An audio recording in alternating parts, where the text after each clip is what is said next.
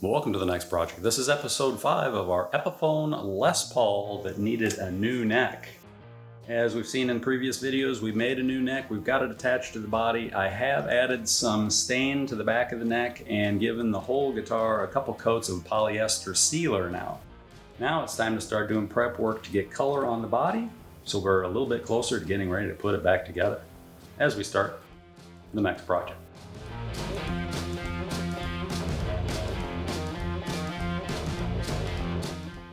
Oh yeah, it's like we have to kick off every episode of every video series with some sanding. It's like stretching before you work out. I think we need to sand a little, scrape a little, limber up. Here we go. Boy, it's been so long since I've worked on this guitar, I don't even remember where we're at. So let's try to do a recap. The new neck and fingerboard and frets are glued into the body. It's all one piece, that's good. The body has been sanded to various grits all over the place. Just finished sanding 220 on the face. It's 220 and 320 various areas on the back. The neck is pretty much 400 grit finish sanded. The headstock face is also got all the little scratches from poor handling taken care of, sanded out of that. The edges are eased wherever they were sharp before. This guitar right now has a lot of different looks going on. Veneers and non-veneers and 5-ply maple and walnut and black logo headstock things. I want to try and bring it together and make it all look like it belongs on one guitar again. I did get some paint that matches the original pretty much. The back I am going to respray black because I have black in the cabinet over here. So kind of make it look pretty much like it did before I took it all apart and screwed it up. But that leaves the back of the neck, which is bright blonde maple with walnut racing stripes. And it looks really good. It doesn't really look like it goes with this guitar. If it was a bolt-on neck, I think I'd leave it, just finish it and be cool. Since it is glued in, I'm going to do a little burst from the body into the neck here. But the neck is going to be stained black, which I hope will reveal the wood grain a bit, be a little transparent, translucent black stain. And then the whole thing will get a coat of a Simtec or PresTec sanding sealer before I do my final color coats. Wow, that's a lot. So right now we're going to start putting some stain on here, and then next weekend I'll be spraying the Simtec sanding sealer coat over it. So let's continue the next project. I was really having a hard time deciding what I wanted to do with the blonde maple neck. It looked great the way it was, but it just really didn't go with this guitar. And the first round of stain, I was like, yeah, that's not quite where I want to be either. This is about where I started to panic, but it all worked out.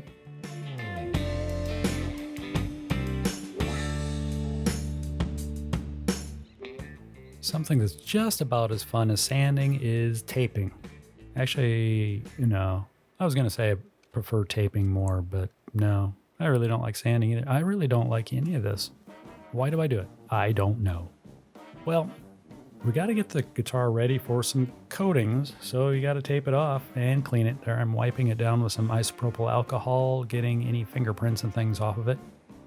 I did spray it with air also to make sure there's no stuff floating around. Here I'm applying some PresTec, which is the same as Simtec 2850 Easy Sanding Sealer. And if you notice, I'm hanging on to something there. It has got a great big neodymium rare earth magnet stuck on a wooden dowel. And that actually sticks to the truss rod. It doesn't stick to the frets, but it does. It's so strong it sticks to the truss rod. That's pretty cool.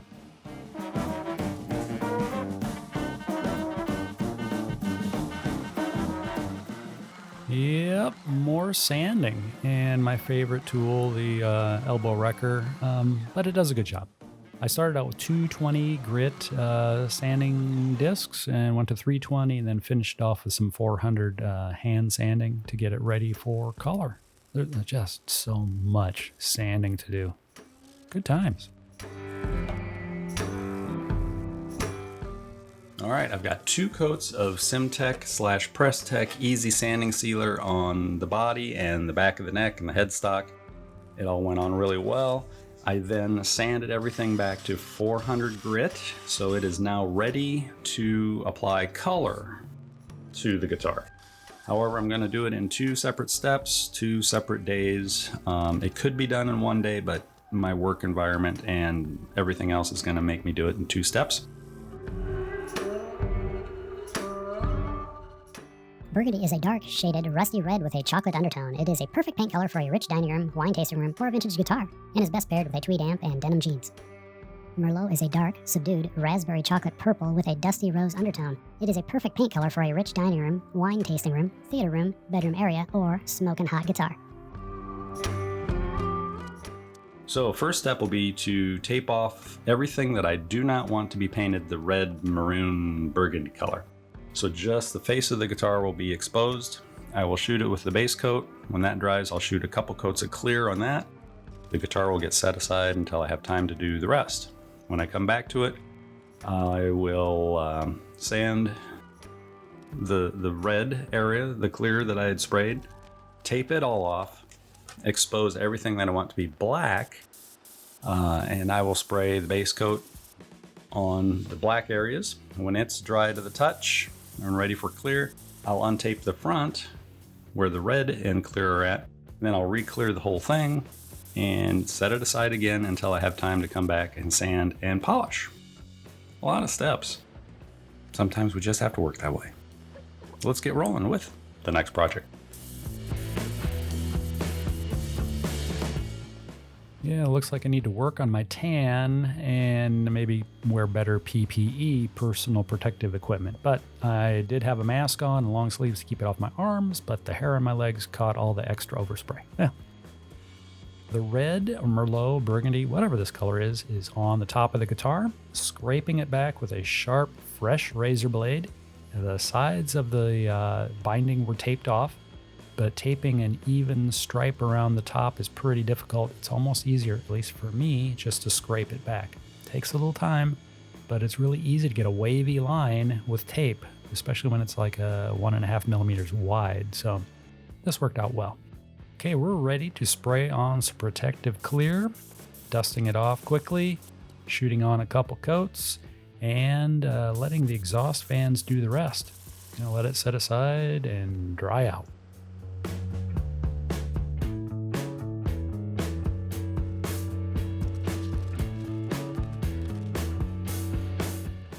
Why is there so much sanding? I just can't get away from it. There's sanding everywhere. Here we're knocking down any dust or anything that might be in the clear coat and getting the rest of the guitar ready for the black and overall clear coat finishes. Once again, taping off the fingerboard, and sanding or taping, got to do a lot of it. Protecting the sides of the fingerboard and where the dots and everything are, and the binding around the headstock. Now going with another layer of tape, which I kind of had my taping process a little out of sequence, but gotta roll with it, make it work. Giving it a quick tack rag. There is the magnet with a dowel sticking out of it, stuck to the truss rod again, and shooting on a first really light coat of our black finish, which actually doesn't look very black at the moment, but it's getting there. Ample dry time. I am using a airbrush here just to dust along the edges of the fingerboard binding, then back to the big gun to shoot on kind of a first full coat of black. Still pretty light, get it on, let it dry, come back, hit it with another coat of black. We're just about ready for clear. I think we're close. Aren't we close? No, apparently not. A little more black. So much painting. Spend more time waiting than painting. Well. Okay, now we're peeling off some of the protective taping. Not on the fingerboard itself, but all the binding gets pulled away. The red or Merlot burgundy face is exposed. Shooting a little clear into the hard to reach spots inside the cavities and spin it around. Gonna hit it with, I think it was 3 coats of clear. Then again, it gets set aside to dry.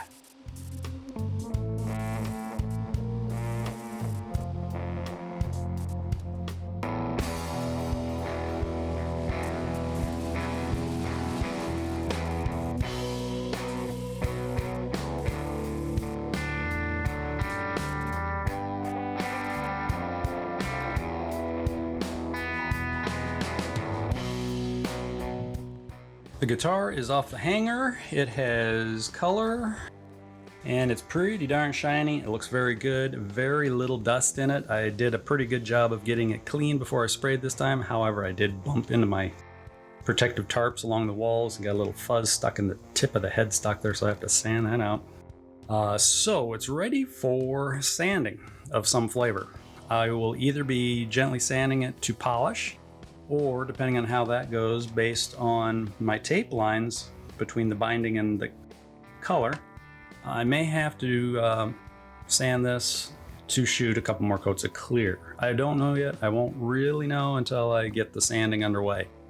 It feels pretty good, but there is just ever so slight. You might be able to hear that. Well, it's gonna be close. So let's start sanding and figure out what we're doing next as we continue the next project.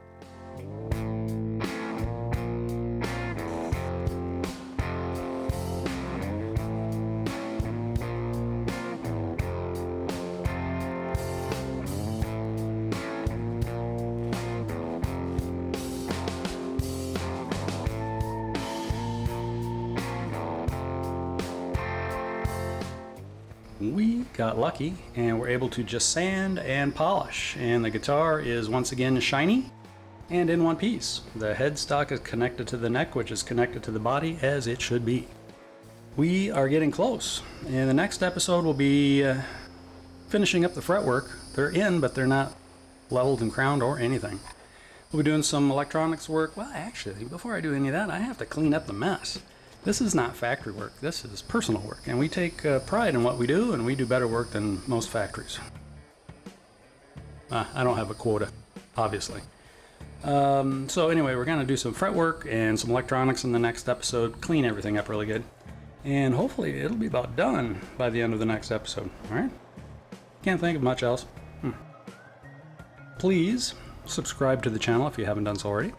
I'd greatly appreciate that. Ring the bell for future notifications. Hit the thumbs up button whether you like this or not. I'd greatly appreciate that. What else? Comments. Yeah, leave me a comment or two. I'll leave other people comments too. Yeah. We have a great family of friends hanging out with this channel. Like seeing me do strange things like this, right? Sure. Everybody wants to see a train wreck. This started out as a train wreck. Well, until next time, take care of yourself and those around you.